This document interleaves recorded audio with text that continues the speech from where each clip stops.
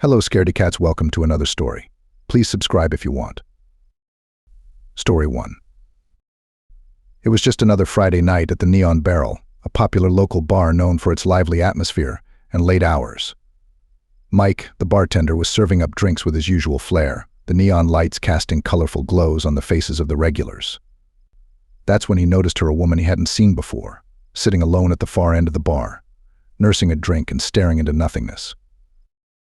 Curious, Mike approached her to see if she needed a refill. As he got closer, he realized she was quite beautiful, but there was a sadness in her eyes that didn't match the vibrant scene around them. He asked if she was okay, and if she wanted another drink. She just nodded without looking up.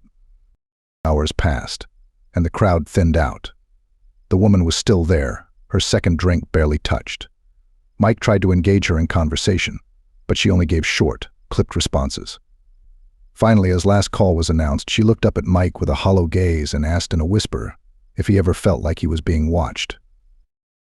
Mike, trying to keep the mood light, laughed it off and said that in a bar, being watched was part of the job. But she shook her head slowly, her eyes growing wider. She leaned in close and whispered that she wasn't talking about the patrons. There was someone else, she said, someone who followed her every night, from bar to bar, never too close but always there watching, waiting. Mike felt a chill despite the stuffy air inside the Neon Barrel. He noticed then that the woman's arms were covered in goosebumps, her hands trembling as she clutched her purse. He offered to call her a cab, thinking it best she get home safely, considering her state. As they waited for the cab outside, the night air was unusually still. The street was deserted, a stark contrast to the normal bustle. The woman's eyes darted around nervously. Mike was about to ask her something when she suddenly gripped his arm, her nails digging in. She pointed across the street to a dark figure standing under the faint glow of a street lamp. The figure was too far to see clearly, but it was unmistakably staring in their direction. The woman's grip tightened, and she muttered that it was him, the watcher. Before Mike could get a better look, a taxi pulled up to the curb, breaking the tense moment. He helped her into the cab, her last glance searing with a mix of fear and pleading. As the taxi drove away, Mike turned to look again at the figure across the street, but it was gone. Unease settled in his stomach as he headed back inside to close up. The next day, Mike asked around, but no one knew the woman or noticed anyone unusual the previous night. However, a feeling of being watched lingered with him for days, turning every shadow into a sinister figure, and every whisper of wind into a silent threat. Days turned into weeks, and while the incident faded into a creepy memory, Mike couldn't shake the dread that sometimes, late at night, he wasn't alone in the Neon Barrel. Story 2. Danny, a regular DJ at Club Pulse, prided himself on knowing exactly what tracks to play to keep the dance floor alive. But one Saturday night, something was off.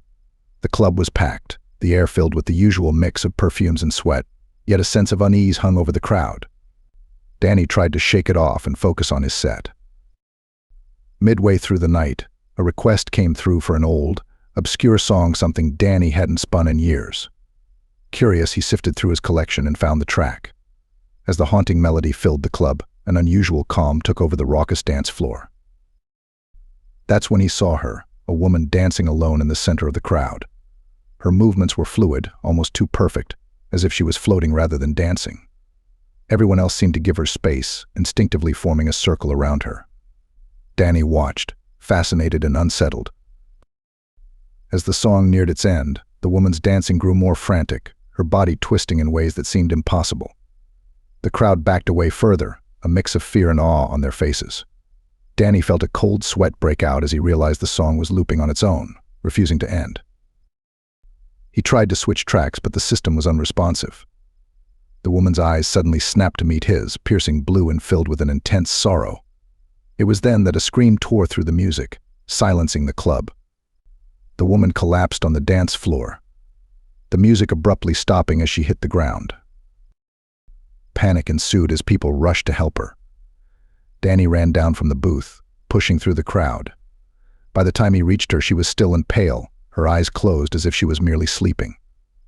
An ambulance was called, and she was taken away, the club slowly emptying out in a hush of whispers and confusion. The next day, Danny went back to the club to check the equipment.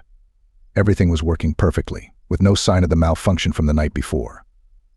He searched online for the song he had played, only to find chilling stories associated with it, tales of a haunting melody that was said to be cursed, linked to several mysterious incidents at clubs around the world.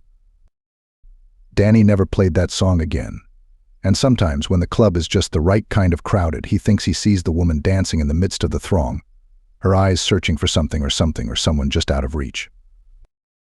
Story 3. Jenna always closed up at Murphy's, a cozy dive bar tucked away on a forgotten side street. It was usually a quiet job, cleaning up after the last call. But one night, something felt different. The air was heavier, and there was a faint, almost imperceptible whisper that seemed to echo through the empty bar. As Jenna started stacking chairs, she noticed a shadow in the corner that didn't seem to belong. No matter how she moved the lights, the shadow remained, dark and undisturbed. Curiosity tinged with fear, she approached it, only to see it move slightly, as if recoiling from her presence.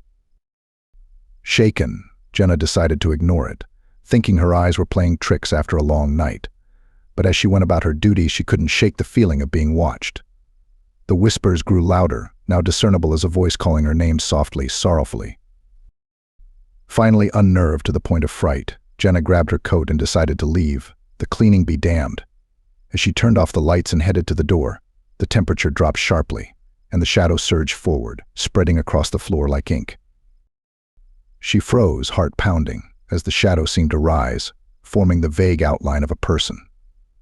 The whispers coalesced into a clear voice, pleading with her to stay.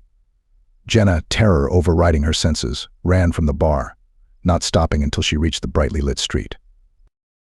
The next day, Jenna returned hesitantly to Murphy's, half convinced the night's events were a product of her imagination. But the bartender on duty greeted her with a pale face, holding out a tattered old journal they had found behind the bar. Inside were entries from a former bartender at Murphy's who had vanished mysteriously decades ago, describing a presence he felt watching him, growing stronger each night until he could no longer bear to enter the bar. Jenna quit her job that day, and although the bar continues to operate, it remains a place where few dare to stay until last call, and where the shadows seem just a bit darker than they ought to be.